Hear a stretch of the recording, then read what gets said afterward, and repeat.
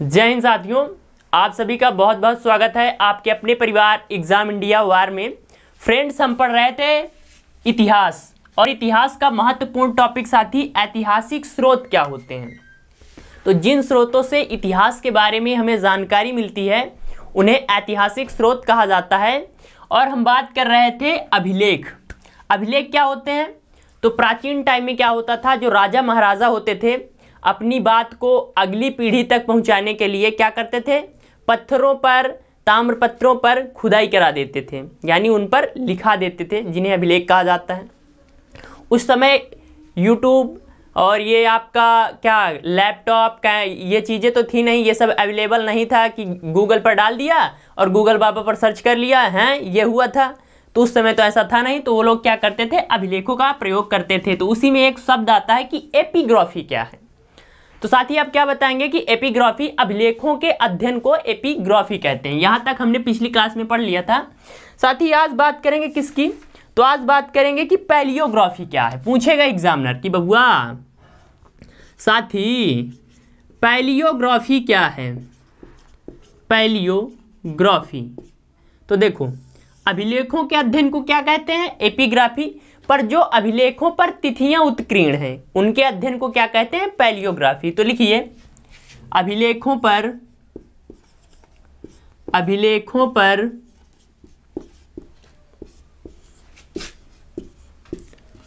उत्कीर्ण तिथियों के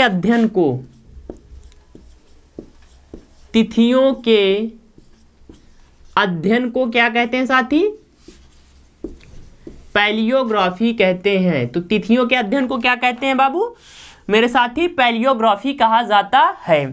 तो ये आपने लिख लिया होगा, एपिग्राफी अभिलेखों का अध्ययन और पैलियोग्राफी क्या है, अभिलेखों पर उत्कीर्ण तिथियों का अध्ययन। साथ ही अगर आप अपने परिवार एग्जाम इंडिया वार पर पहली बार हैं तो प्लीज सब्सक्राइब कर इसका सदस्य बने, लाइक शेयर कमेंट जरूर कर दिया करें। अब साथ ही बात करते हैं कुछ महत्वपूर्ण अभिलेख और उनके शासक। तो यहां पर आप डाल लीजिए अभिलेख और किस शासक से है, इसलिए उस शासक का नाम भी डाल लेते हैं। तो अभिलेख और शासक यो। तो सबसे पहले साथी याद आता है हाथी गुफा अभिलेख किससे संबंधित है। तो चलिए डाल लीजिए हाथी गुफा अभिलेख। हाथी गुफा अभिलेख यानी अभिलेख किससे संबंधित है, तो कलिंग नरेश खारवेल से संबंधित है। पूछेगा कि हाथी गुफा अभिलेख किस शासक से संबंधित है, तो आप क्या बताएंगे, कलिंग नरेश खारवेल।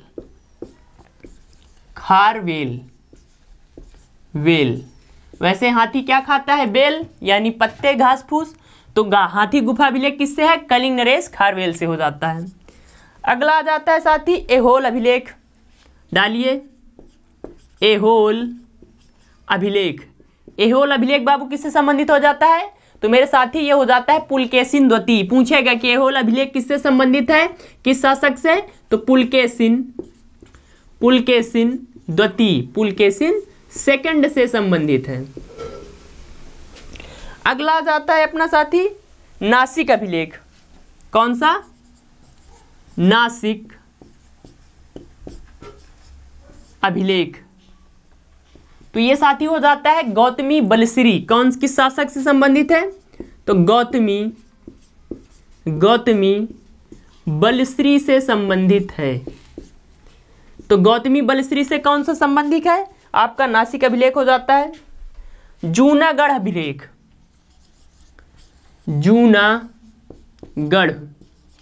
जूनागढ़ अभिलेख किससे संबंधित है, तो रुद्रदामन।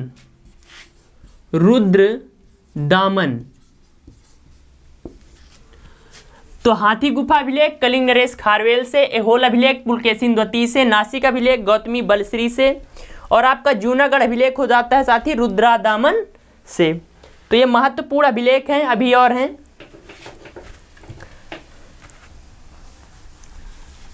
साथी आज आपको लास्ट में एक महत्वपूर्ण बात बताऊंगा, इसलिए वीडियो को लास्ट तक जरूर देखें। अगला आ जाता है अपना प्रयाग स्तंभ लेख। महत्वपूर्ण, कौन सा? प्रयाग स्तंभ लेख। तो साथी प्रयाग स्तंभ लेख समुद्रगुप्त से संबंधित है, गुप्त वंश के महान शासक समुद्रगुप्त से, समुद्रगुप्त से। तो पूछेगा कि प्रयाग स्तंभ लेख किस शासक से संबंधित है, तो आप क्या बताएंगे? समुद्रगुप्त से संबंधित है। मंदसौर अभिलेख, कौन सा? मंदसौर, मंदसौर, मंदसौर अभिलेख साथी, तो ये हो जाता है यशोवर्मन, मालवा नरेश, मालवा नरेश यशोवर्मन से संबंधित है, वर्मन। तो आपका मंदसौर अभिलेख किससे संबंधित है? मालवा नरेश यशोवर्मन से हो जाता है। ग्वालियर अभिलेख, कौन सा साथी? ग्वालियर, ग्वालियर अभिलेख साथी ये भोज नाम के हैं, प्रतिहार नरेश भोज। तो किससे? भोज, किंग भोज, राजा भोज, आपने सुना होगा, कहाँ राजा भोज कहाँ गंगू तेली, तो ये वही हैं। ग्वालियर का अभिलेख जो है भोज से संबंधित हो जाता है। भीतरी व जूनागढ़ अभिलेख, अगला कौन हो जाता है? भीतरी व जूनागढ़ अभिलेख। तो ये साथी स्कंदगुप्त, गुप्त वंश के शासक स्कंदगुप्त से संबंधित है। तो एग्जाम में पूछेगा कि प्रयाग स्तंभ लेख किस शासक से संबंधित है, तो समुद्रगुप्त से। मंदसौर अभिलेख मालवा नरेश यशोवर्मन से। ग्वालियर अभिलेख राजा भोज से। भीतरी व जूनागढ़ अभिलेख ये हो जाता है आपका स्कंदगुप्त से। अब साथी मैं कुछ नोट डालूंगा, उस नोट को जरूर लिख लीजिए। तो आप डाल लीजिए एक नोट, यहां पर लगेगा अपना 10 रुपया का नोट। तो डाल लीजिए क्या साथी? नोट। साथी पूछेगा कि भारत का सर्वप्रथम उल्लेख किस अभिलेख से मिलता है, तो लिखिए भारत का सर्वप्रथम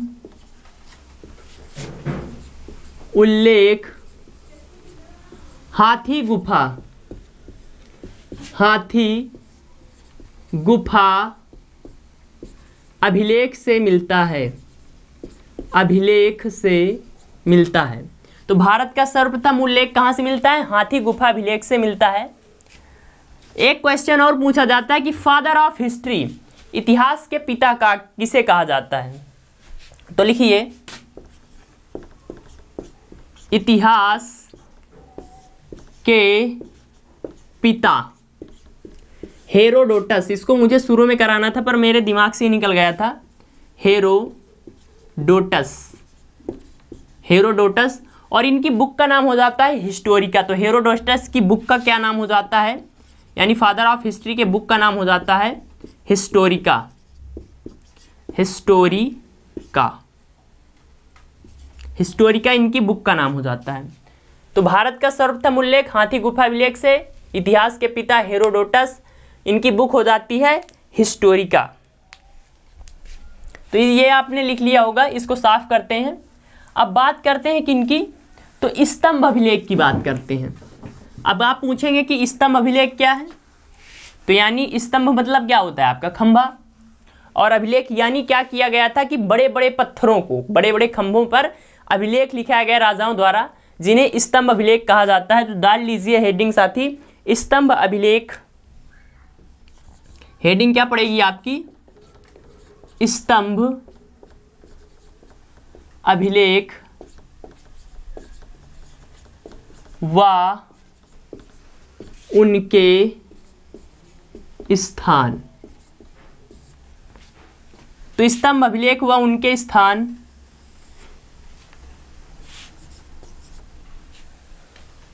अपना सबसे पहले याद आता है मेहरौली स्तंभ अभिलेख। तो लिखिए मेहरौली स्तंभ लेख। तो साथ ही मेहरौली जो है ये कुतुब मीनार परिषद के पास पाया जाता है, जहां कुतुब मीनार स्थित है वहीं पर ये है। तो लिख लीजिए मेहरौली कहां पड़ता है? दिल्ली में। दिल्ली में। आप यहाँ पर लिख सकते हैं कुतुब मीनार के पास, कुतुब मीनार के पास।